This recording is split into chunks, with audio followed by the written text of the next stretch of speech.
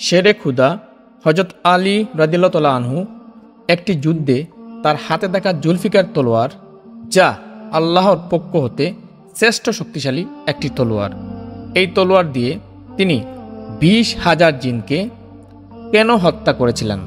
নবী সুলাইমান আলাইহিস সালামের যুগে পালিয়ে যাওয়া জিন একটি পরিত্যক্ত কূপের মধ্যে আশ্রয় নিয়েছিল। পরবর্তীতে সেই ভয়ঙ্কর জিনগুলো ইসলাম গ্রহণ করেছিল। পুরো ঘটনার ইতিহাস জানতে আমাদের সাথেই থাকুন। ইতিহাস থেকে জানা যায়, তলোয়ার এর ব্যবহার শুরু হয় ব্রোঞ্জ যুগে। ধারণা করা হয় সর্বপ্রাচীন তলোয়ারের যে নমুনা পাওয়া যায় সেটি খ্রিস্টপূর্ব 1600 সালে তৈরি করা হয়েছিল। পৃথিবীর ইতিহাসে ব্যবহৃত বিখ্যাত 5টি তলোয়ারের মধ্যে জুলফিকার একটি। ইসলামের চতুর্থ খলিফা আলী ইবনে আবু তালিব রাদিয়াল্লাহু তাআলা আনহুর ব্যবহৃত তরবারি জুলফিকার। উহুদের যুদ্ধে হযরত মুহাম্মদ সাল্লাল্লাহু আলাইহি সাল্লাম তার চাচাতো ভাই আলী রাদিয়াল্লাহু তাআলা আনহুকে এই তরবারি দিয়েছিলেন। ইসলামিক বর্ণনা থেকে জানা যায়, উহুদের যুদ্ধে মক্কার সবচেয়ে শক্তিশালী যোদ্ধা ডালকে এক হাতে দ্বিখণ্ডিত করেন আলী রাদিয়াল্লাহু তাআলা আনহু। এই আঘাতে তার তরবারিও ভেঙে যায়। এই ঘটনার পর হযরত মুহাম্মদ সাল্লাল্লাহু আলাইহি সাল্লাম তার নিজ তরবারি জুলফিকার আলী রাদিয়াল্লাহু তাআলা আনহুকে দিয়ে দেন। ইসলামের ঐতিহাসিক জ্ঞান ও হযরত মুহাম্মদ সাল্লাল্লাহু আলাইহি সাল্লামের যুদ্ধাস্ত্রের এক গোপন সংগ্রহ, যা আল জাফর নামে পরিচিত, সেই স্থানে এই জুলফিকার তলোয়ার সংরক্ষিত আছে। কথিত আছে, জুলফিকার তলোয়ার আল্লাহ পক্ষ থেকে হযরত আলী রাদিয়াল্লাহু তাআলা আনহুর নিকট বিশেষ উপহার। তিনি একসময় এই তলোয়ারের আঘাতে প্রায় 20,000 জিনকে হত্যা করেছিলেন। এই যুদ্ধের নাম ছিল বেরুলাম যুদ্ধ। আবু সাঈদ বুখারী রাদিয়াল্লাহু তাআলা আনহু হতে বর্ণিত, একদা হযরত মুহাম্মদ সাল্লাল্লাহু আলাইহি সাল্লাম কোনো এক যুদ্ধ থেকে বাড়ি ফিরছিলেন। সঙ্গে হযরত আলী রাদিয়াল্লাহু তাআলা আনহু ও অন্যান্য সাহাবীরা উপস্থিত ছিল। পথিমধ্যে তারা একটি জনশূন্য জায়গা এসে থামলেন, যার নাম ওয়াদিয়াজার। এই স্থানে 1000 বছরের পুরনো একটি কূপ আছে। এই সেই কূপ যেখানে হাজার হাজার দুষ্ট জিন বসবাস করত। তারা এই এলাকাটিকে ঘেরাও করে রেখেছিল।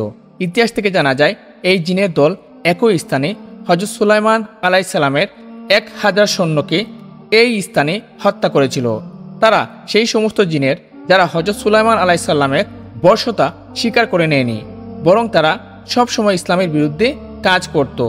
মহানবী সাল্লাল্লাহু আলাইহি ওয়াসাল্লাম সবাইকে এই অঞ্চলে থামতে বললেন এবং 10 জন সাহাবীকে আদেশ করলেন সেই ভয়ঙ্কর জিনের কূপ হতে পানি সংগ্রহ করে আনতে। সাহাবীরা সেই কূপের কাছে পৌঁছালে এবং পানি তোলার উদ্দেশ্যে পাত্র কূপের ভেতরে ফেললেন।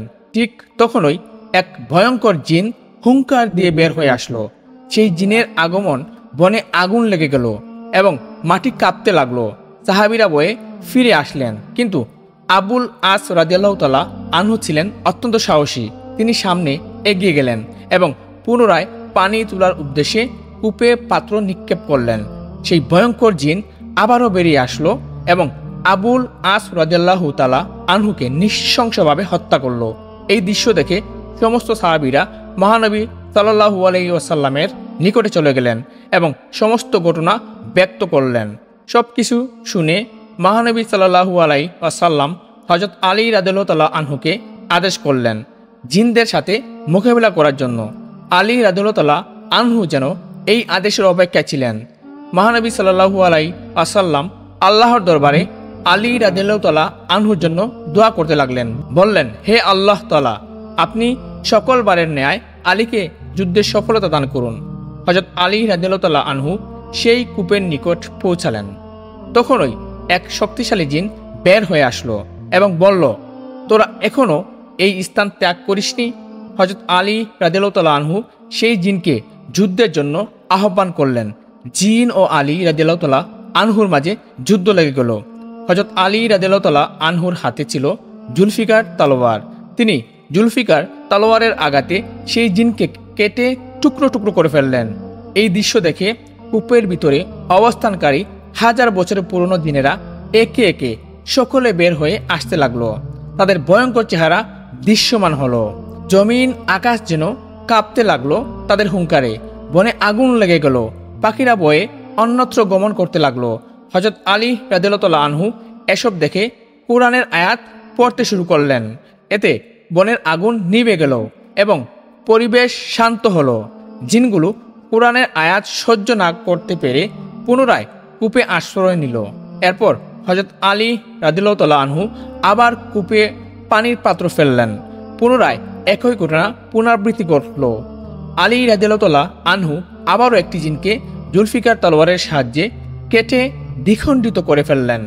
তারপর হযরত আলী রাদিয়াল্লাহু আনহুর পাত্রের দড়ি নিজের সাথে বেঁধে এবং সাহাবীদের বললেন দড়ি অপর প্রান্ত শক্ত করে ধরে রাখতে। তিনি আল্লাহু আকবার বলে কূপের মধ্যে ঝাঁপ দিলেন। দুষ্ট জিনেরা দড়ি কেটে দিল। কূপের মাঝে কোনো সারা শব্দ না পেয়ে সাহাবীরা কাঁদতে আরম্ভ করলেন। ওইদিকে হযরত আলী রাদিয়াল্লাহু আনহু ও জিনদের মাঝে তুমুল যুদ্ধ লেগে গেল।